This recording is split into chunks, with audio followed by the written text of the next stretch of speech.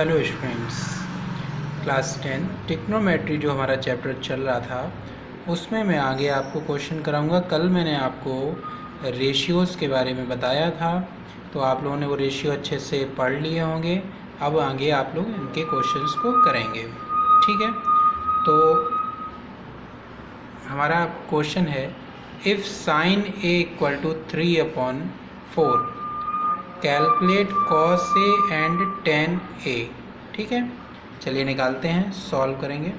हमने ये कहा है आपसे कि हम लोग राइट एंगल ट्रायंगल पे ही सॉल्व करते हैं। तो मैंने एक ट्रायंगल बना लिया, जो एंगल आपको दे रखा है उसकी मेजरमेंट यहाँ से करेंगे। तो एंगल ए हमने इसे ए लिख दिया, बी आप किसी को भी डाल दीजिएगा, सी आप कुछ भी लिख सकते हैं, बस जिसकी वैल्यू हमें एंगल ए, जैसे साइन ए है ना, तो ये एंगल, तो इस एंगल को हम लोग यहाँ लिखेंगे, इस पर मार्क। अब हम लोग सारी वैल्यू अपनी एंगल ए से ही रीड करेंगे। चलिए, तो पहले मैं थोड़ा सा यहाँ बना लेता हूँ। आप देखिए, आपको दिया है कि साइन ए बराबर 3/4।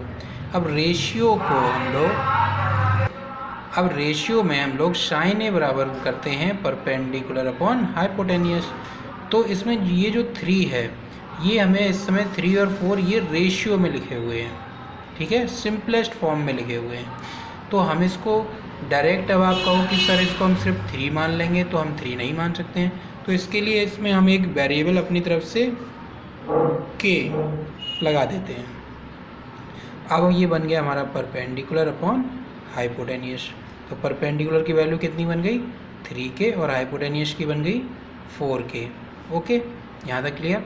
अब हमें निकालना है बेस, यानी ए बी की वैल्यू निकालनी है। तो बाई पाइथागोरस थ्योरम से ही होगा।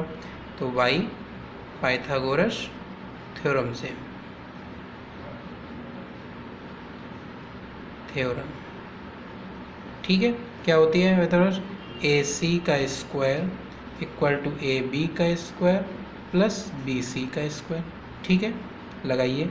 ए सी आपको पता है 4k का स्क्वायर, ए बी बेटा कितना है बताओ, ए बी आपको फाइंड करना है, बी सी आपको पता है 3k का स्क्वायर। ठीक है, तो 4k का स्क्वायर कितना हो गया, 16k स्क्वायर, ए बी का स्क्वायर प्लस 9k स्क्वायर। तो 16k स्क्वायर माइनस का 9k square equal to A B का स्क्वायर।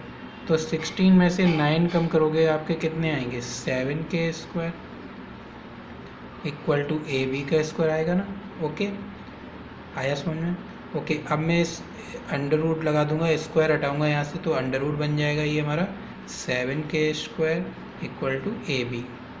तो ए बी की वैल्यू आपकी आएगी यहाँ से बेटा √7, और k हमारा बाहर आ जाएगा। स्क्वायर है ना, स्क्वायर रूट ले लेंगे तो बाहर आ जाएगा। यहाँ तक क्लियर हो गई। चलिए ठीक है, तो आपने ए बी की वैल्यू भी फाइंड कर ली है। अब हमसे जो पूछा गया था उस बारे में बात करते हैं। हमसे कहा था कि कॉस ए निकाल के दिखाओ। तो कॉस ए हमारा एंगल तो इसी से देखेंगे।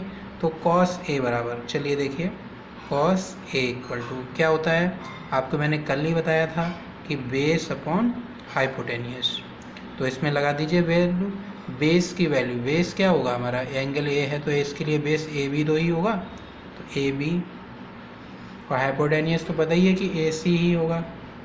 ओके, ए सी हाइपोटेनियस होगा। चलिए लगाते हैं। ए बी की वैल्यू कितनी आई बेटा अभी हमारे पास, √7k आया है, और ए सी आपको पता है कि 4k है। ए सी आपको पता है 4k है। चलिए, k से k कैंसिल हो जाएगा, तो मैं इसे लिखूँगा √7/4।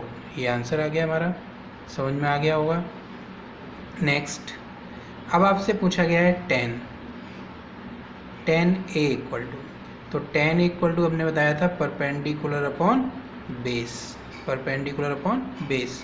तो परपेंडिकुलर इसमें क्या होगा, बी सी परपेंडिकुलर होगा ना, बी सी परपेंडिकुलर होगा, बेस हमारा ए बी होगा।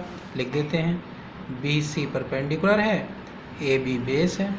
तो बी सी की वैल्यू आपके पास कितनी है बेटा, यहाँ पर देखो, बी सी की वैल्यू कितनी है, 3k। ओके, तो हमने लिखा 3k, और ए बी की वैल्यू कितनी है, ए बी तो मैंने अभी बताया, अभी निकाला है, √7k, k से k कट जाएंगे, तो 3 अपॉन में √7 आंसर आएगा।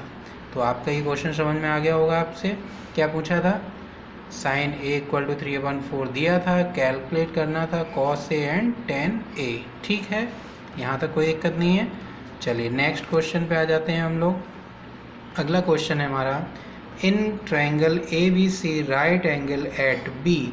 अब यहाँ पर देखो, उस पहले क्वेश्चन में मुझे ये नहीं कहा था कि राइट एंगल कहाँ पर यहाँ पर मुझसे कहा है कि राइट एंगल एट बी है। चलो बना देते हैं एक ट्रायंगल ड्रॉ किया हमने, ठीक है, जिसका राइट एंगल कितने पर है, बी पर है।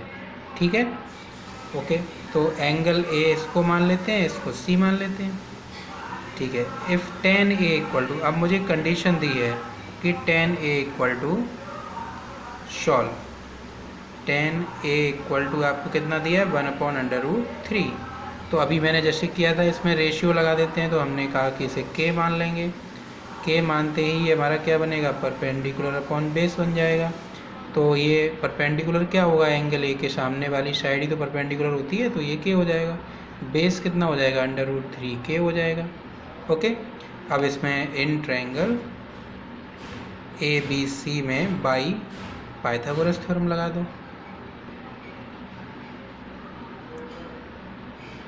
पाइथागोरस थ्योरम लगाई हमने, तो क्या बनेगी, ए सी का square equal to A B का स्क्वायर प्लस बी सी का स्क्वायर। लगाइए ए सी का स्क्वायर, ए बी बोलो बेटा कितना है, ए बी आपको दिया गया। अच्छा, यहाँ से मैंने ए बी अभी लिखा आपका, ए बी कितना है, √3 के का स्क्वायर, और बी सी कितना है, के स्क्वायर। तो हमने यहाँ पर किया कि ए सी का स्क्वायर इक्वल टू ये कितना हो जाएगा हमारा, 3k का स्क्वायर हो जाएगा, और ये के स्क्वायर हो जाएगा। तो ए सी का स्क्वायर इक्वल टू हो जाएगा हमारा 4k स्क्वायर।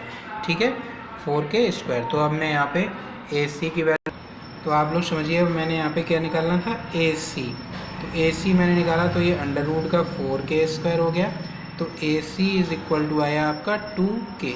ठीक है, अब आपसे जो प्रूफ करवाया था उसमें आपको दे रखा था कि sign A cos C plus cos A sign सी की आपको वैल्यू निकालनी है।